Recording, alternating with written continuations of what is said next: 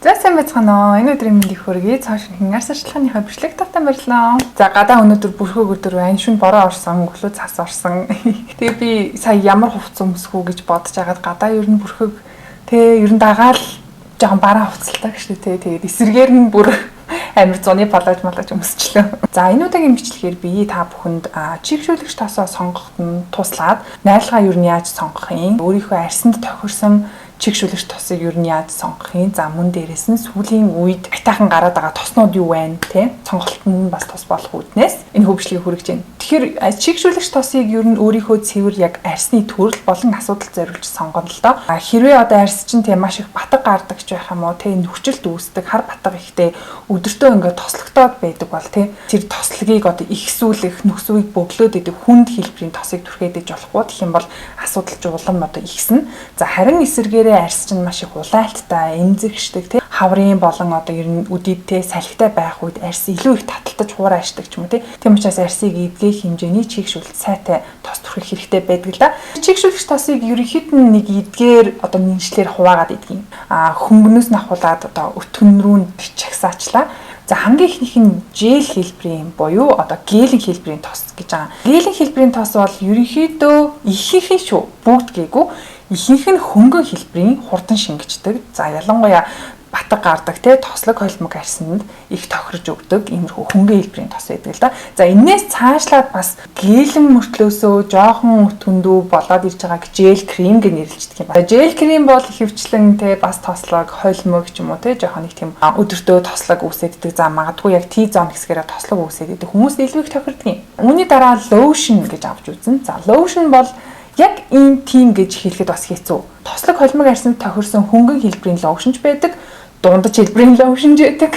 Амар хуран арьсанд зориулсан тийм хуран арьсанд зориулсан өтгөн хэмжээний лошнж байдаг. Биеийн тоснууд бол ихэвчлэн тийм лошн гэж гардаг шүү дээ тий. Тухайн арьсны төрлөөсөө тий асуудлаасаа шалтгаалаад лошн надад тохирох уу тий лошн авсан байлаа гэж бодоход аль одоо хувилралд илүүтэйгээр тохирох хэрэгтэй юм бэ гэдгийг бас өөрөө судалж олж мэдэх нь чухал л да. Гуравдугаарт нь болохоор эмошн гэж аамаа. За эмошн хүмүүс их гайхдаг тий эмошн яг хизээ төрөх юм бэ? Яадаг юм бэ? Эмошн бол ер нь чигшүүлэгч тосны маш хөнгөн хэлбэр л байхгүй юу? Чигшүүлэгч тосыг түрхийн өмнө эмошн түрхэж одоо суурийг хангаж өгч байгаа гэсэн үг. Одоо нөгөө хан дээр юм үлддэгтэй ер нь бол адилхан. Ер нь бол зүгээр хөнгөн төрлийн чигшүүлэгч тос гэж ойлгочих.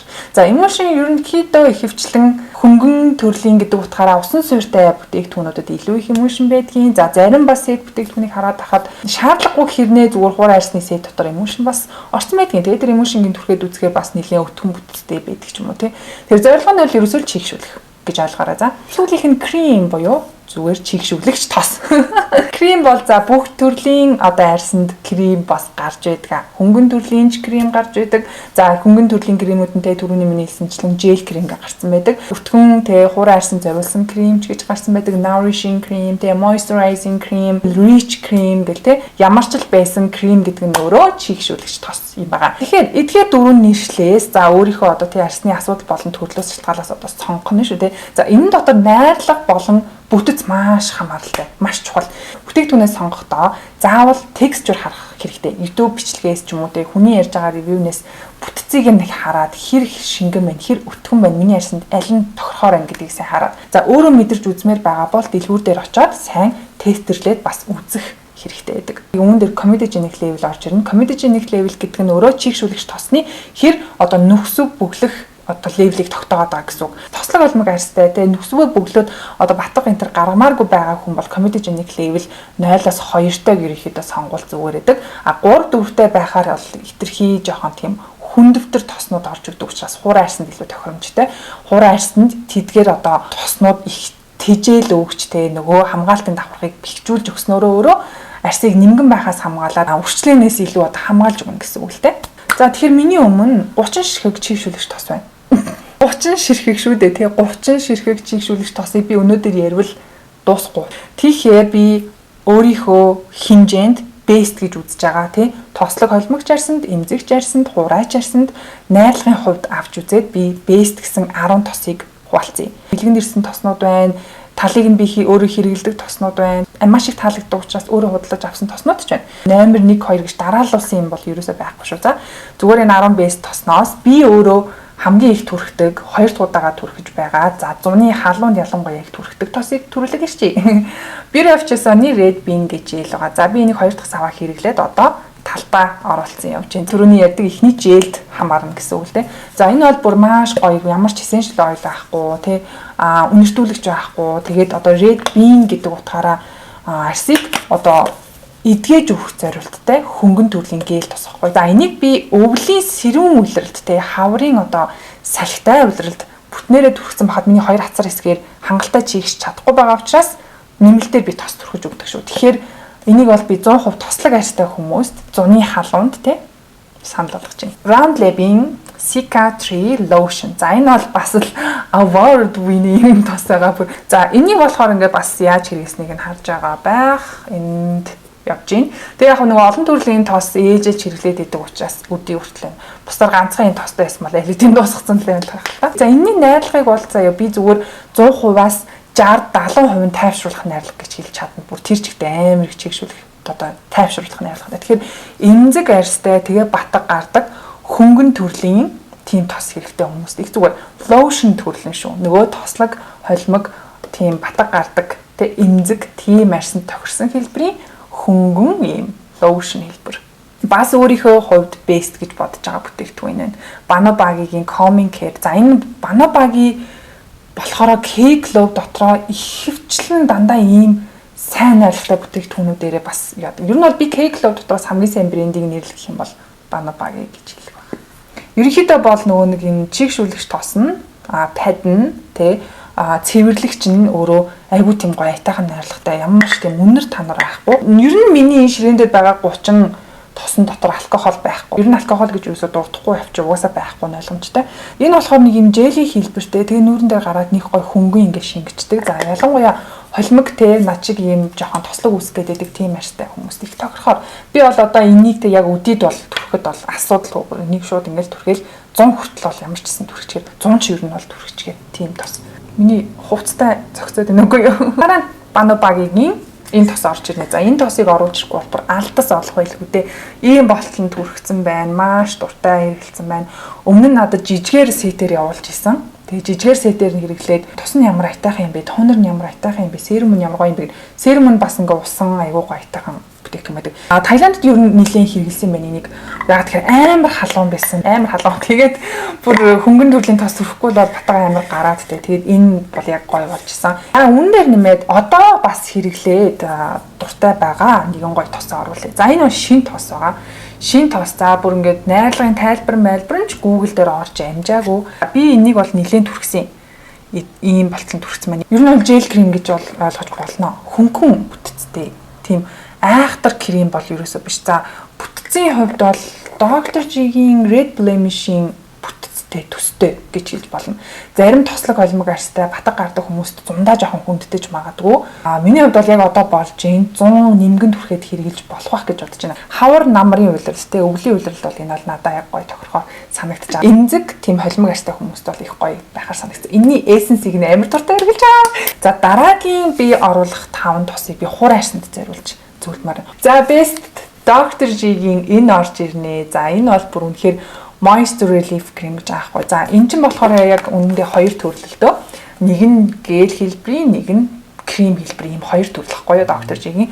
Гэл нь болохоор ууг нь бол те сүрийн жел те. Тэгтээ надад бол тохирох ёстой шүү дээ. Тэгтээ энэ ceramide сүрийн жел гэж байгаа байхгүй юу. Тэгэхээр надад жоохон хүндтэй дэлээ. Энийг би яг энэ шиг одоо гэлхийг бүр ингээ хайрлаж те тэгж түрхэж чадахгүй байлээ. Тэрний оронд харин крем нь харин илүү надад бүр өгөөжтэй санагдсан. Ялангуяа би одоо 2 хацар хэсгээр нэмэж жоохон хуурайших гээд байгаа үед ч юм уу те эсвэл ингэдэгчтэй нэг аялаар маялаар явж байхад ямар ч илүү дутуу юм түрхгүйгээр шууд оройдоо нүрээ цэвэрлжээд шууд нэгэн тос түрхээд унтчих тохиолдол байдаг шүү дээ. Амир яарсан марсан ч юм уу те.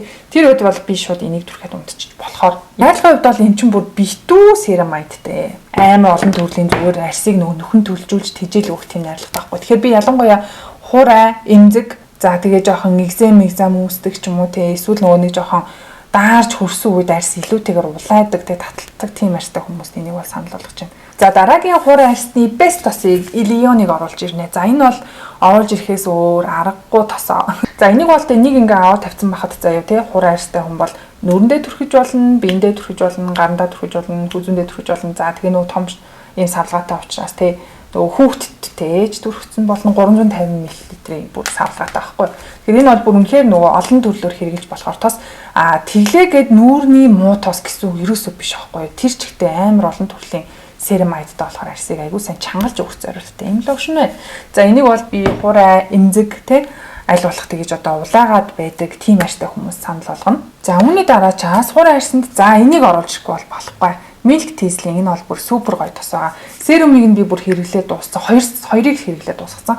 Тос нь ингээд байж гин. За тос нь болохоор нэгэн нөгөө хураа арьсанд зориулсан тос учраас би нэг тэгэж одоо хэрэглэдэггүй. Өмнөх жижиг савлгаагаар би бол хэрэглээд 2 асар хэсгэрээ хэрэглээд дуусгачихсан. Амар гоё юм тайвшруулах, recover хийдэг төрлийн тийм тос байсан л та. Хураа холимог арьстай хүмүүс бас хөнгөн айтайхан байх болов гэж бодож байна. Арьсыг нэг эдгэж өгөх зорилттой гэх юм уу те. Ретинолтой тос оруулчихгүй бол болохгүй. Хураа арьсанд бол тэ essential найрлага бол ретинол байдаг. За ретинолтой тосыг оройдоо түрхэж өгснөөрөө арьсны унжилт те хялгсан болон гүний үрчлийг нүдэнд харагдахуйц хэмжээний багасгаж чаддаг найрлага бол ретинол байдаг. Aveni ретинолтой ийм шин тос гарсан. Derm Absolute гэсэн энэ өмнөх тос нь бакучолтой байхгүй юу? Байгалийн ретинолтой тий. Hyaluron B3 гэсэн. Энэ болохоор аденосын бас anti-aging найрлага болж өгдөг л дөө. Аденосин орсон бүтээгдэхүүнийг anti-aging гэж нэрлэж болдог л доо. За шинээр ирсэн энэ болохоор ретинолтой. Энэ хоёроос бүр 50 илүү гэсэн үг юм. Эмзэг биш тийм хураа арьстай хүмүүс санал болгоно. Ялангуяа жоохон өвчлөө үсээд байгаа. Тэгээд оройдоо түрхийг санал болгоно. Ретинол болон түүнийг дагалдах олон төрлийн anti-aging өвчлөө одоо багасгах найрлагатай тос байж байгаа байхгүй. За сүүлийн тосоо ороо. Яс хийчих бэ? За энэ тосыг оруулчих да. Хураа арьсанд зориулсан. Хураа болон хураа холимог арьсанд зориулсан тос. Хөнгөн төрлийн бас ч гэж бас сүрийн крем гэдэг утгаараа ер нь бол нэг лошн хуу төрлийн тийм тос байлээ. Айгуу тийм нэг айтайхан шингэждэг. Олон юм түрхэх шаардлагагүй тий олон юм түрхмээргүй санагдсан өдрөө сайхан цэвэрлэгээ хийчихэл түүнээр арчааш баг энэ тоснаас түрхээд унтчиход бол надад бол болохоор байгаа байхгүй тийм хөнгөн төрлийн тос байгаа. Тэгэхээр нөгөө purple complex гэж байгаа юм л да. Тэгэхээр энэ нь юу вэ гэхлээр нөгөө нийл ягаан өнгийн ургамлуудын ханд орсон байхгүй. 6 төрлийн улаан дуу, хүрэн дүү, тэ нийл ягаан дуу тиймэрхүү ургамлууд орсон учраас purple complex гэж нэрлэдэг байгаа байхгүй. Байгалийн ургамлын журмаар хандаар арьсыг одоо гоё идгэнэ гэсэн одоо үзүүлэлттэй. Тэгээд төгсөн багт бол амар гоё юм билий.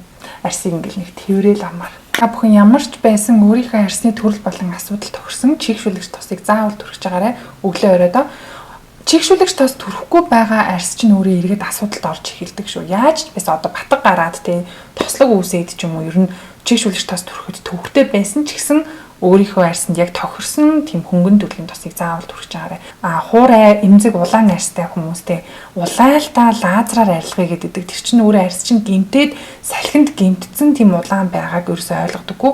Сайн церамайдтай хийл хийх тийм чийгшүүлэх тос сайн түрхснээрээ арьс чинь өөрөө эргээд эдгээд нөгөө улаалт нь багасж өгнө гэдгийг та бүхэн сайн ойлгоод аваарай. Чийгшүүлэгч тосоо сайн түрхэх юм бол те арьс чинь өөрөө тийм зөөлөн, bouncy те ус болон тосон чигээ маш сайн авснараа өөрөө арьс чинь өөрөө collagen production чинь илүүтэйгээр явагдаад нөгөө үрчлээ үүсгэхээс сэргийлж өгдөг байхгүй. Тэгэхээр заавал үрчлээний эсрэг тос түрхснээрээ үрчлээнээс хамгаалж байгаа юм биш. Чийгшүүлэгч тосоо зүгээр сайн түрхчихл байвал үрчлээнээс хамгаалж өгөх нь гэсэн үг. За ингээд дараагийн бичлэгээр уулзлаа. Түр баяртай. Дараагийн бичлэгээр ямар хуу төрлийн бүтээгдэхүүнүүдийн талаар үзмээрэн сэтгэлдээ комментаар үлдээгээрэй. Ингээд дараагийн бичлэгээр уулзлаа. Түр баяртай.